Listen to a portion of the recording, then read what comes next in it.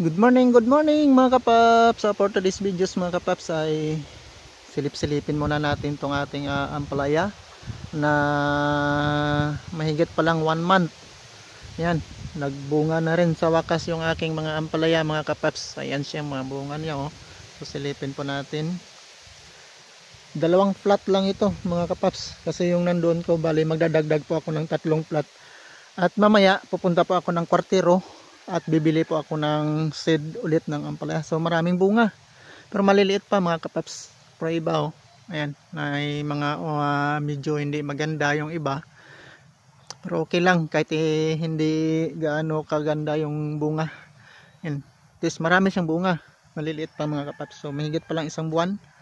So ito na yung bunga ng aking pagsisikap dito sa aking maliit na garden. So dyan magdadagdag po ako dyan mga kapaps. Magtatanim ako ulit dyan ng panibagong ampalaya.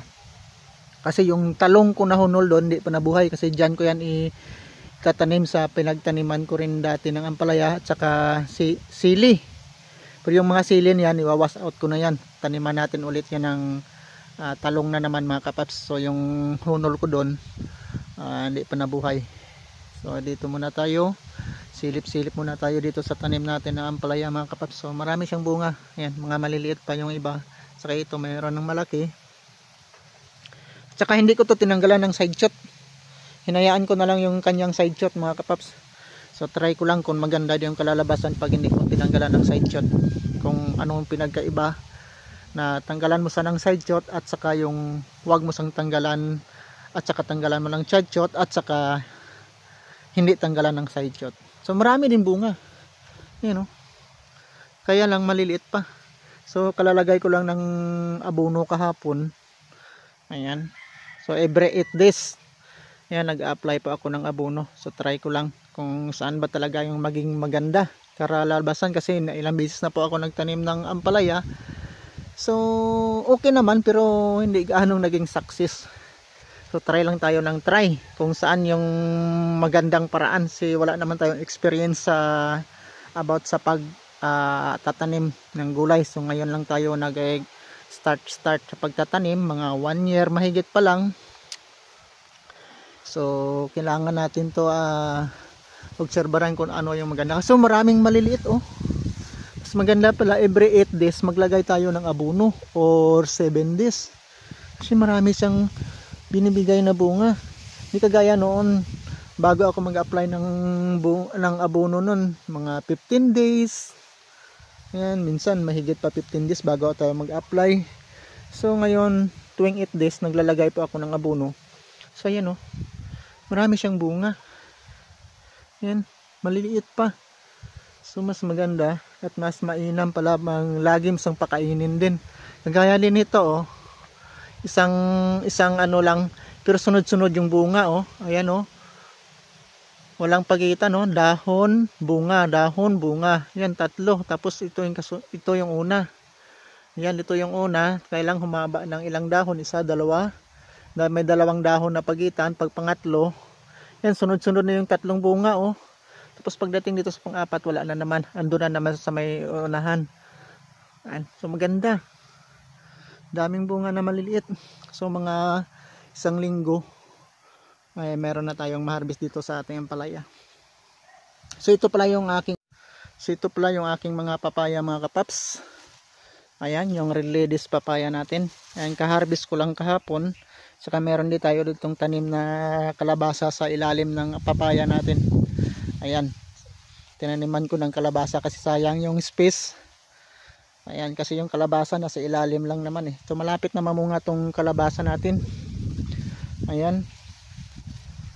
At nilagyan po natin ng kalabasa yung ilalim ng ating papaya. So kahapon mga kapaps ay nag-harvest po ako dito ng papaya ko. Ayan, bali 30 kilos yung nakuha ko.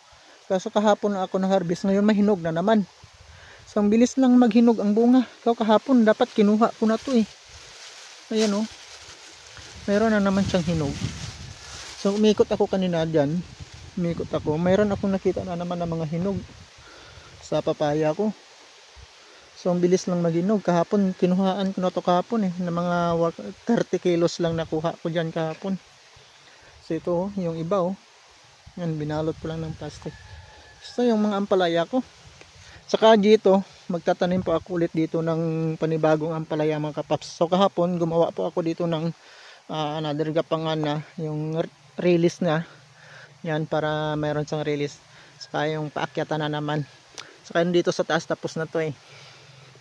So bali 3 plot tong gagawin ko. Tataniman ko na naman. Pangdagdag ko dito sa aking ampalaya.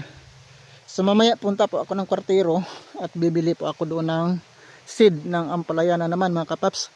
Kasi yung pinagbintahan ko ng papaya ko kahapon, ayan,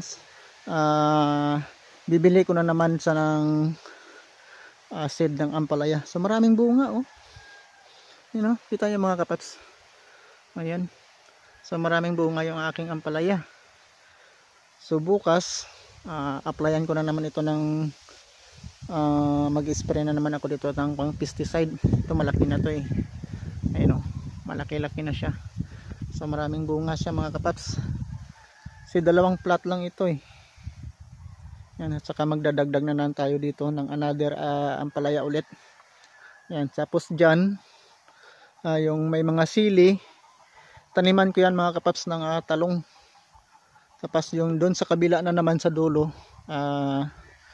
taniman ko na lang siguro yan doon ng kalabasa. At saka bibili din ako ng seed ng another ibang variety ng papaya mamaya pag meron akong makita doon. At maghunol tayo ulit ng papaya. Kasi maganda yung papaya eh. Pag nagbunga na, tuloy-tuloy na yung harvest mo. Pang matagalan na yan. Kasi itong ampalaya, 3 hanggang 4 na harvest lang ito, mamamatay na ito eh. Itong ampalaya. Kaya siguro kailangan talaga ng ampalaya. Pag ganito na siya, alagaan mo na siya para bumunga siya ng marami. Kasi hindi naman tumatagal ang buhay nitong ampalaya eh. 3 hanggang 4 na harvest lang ito eh. Hindi kagaya ng papaya na kahit taon hindi mamamatayan. Hanggat buhay siya, mamumunga siya mga kapaps. So maganda kasi mahal ngayon ang kilo ng luto na papaya mga kapaps. So nakapagbenta po ako ng 30 kilos kahapon. So bili ko na naman dito ng ampalaya. So ayan, so mamaya mag-spray pa ako dito ng pesticide. At saka bibili po tayo ng seed ng ampalaya para dito na naman. So punti-unti lang tayo. Pag may pira, bili ng seed. Pag may sobra, bili ng abono. So yun lang mga kapaps, rubing-rubing lang tayo muna dito sa ating garden. Kasi doon sa kabila ko, ayun, may mga tanim akong saging doon. Saka marami din yung papaya ko. Andyan pa sa kabila. Yan, marami pa akong mga papaya dyan. Saka mayroon pa ako doon. So dyan magtanim ako ng saging. Saka doon sa taas, ayan, may mga saging akong tanim doon. Saka kamuting kahoy mga kapaps. Tapos dito sa baba ay may mais po tayong tanim dyan. Pang ano lang sa manok natin. Saka rin, mayroon tayo ditong kangkong. Ayan. Saka sitaw na, ano, mayroon din tayo ditong okra sa gilid. Saka sitaw na yung nakaupo lang sa yung maiksi lang na sitaw. Ayan, mayroon po tayo ditong tanim na sitaw.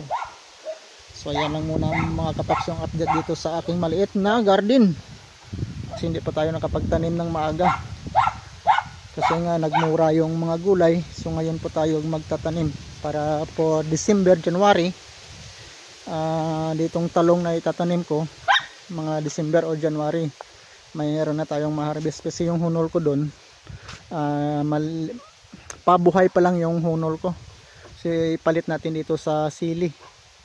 So yan lang po mga kapaps, yung update dito sa aking maliit na garden. Kasi pupunta pa po ako ng kwartero at bibili po ako ng seed ng